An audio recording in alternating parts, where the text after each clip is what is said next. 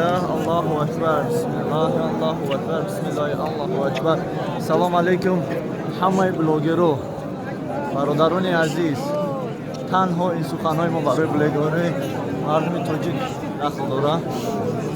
در این روز جمعه ماشاءالله شکرگزار باشید که یکی از برادران شما پرویز جان بلوگر تاجیک در شهر مکه است و در درون مسجد در روز جمعه در بین این آدم لوپا دوگوی شما است که خداوند همه شما را به همین منزل مقدس و خانه خود دعوت نماید. دعا میکنیم که خداوند بخشنده مهربان همه شما نصیب ایمانی مستحکم گردید و خانه خدا نصیبتان گردد. خداوند همه وقت تنتان صحت نگه دارد و در راه راست در راه دین صراط مستقیم هدایت گرداند.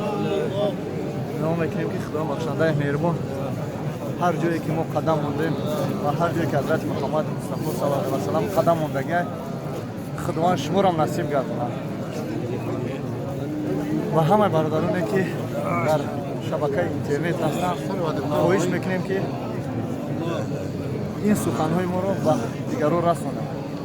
بسم الله الرحمن الرحیم.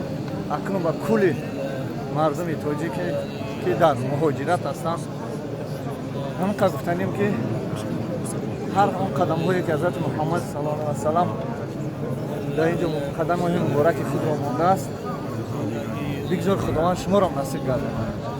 و با تمام مؤمن و مسلمان های تاجیکستان گفتنیم که خداوند بخشنده مهربان به خانه خود شما را نصیب گرداند،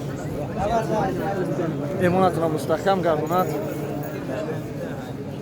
بیماراتان را شفای کامل عطا گرداند، ببختتون را صاحب بخت گرداند،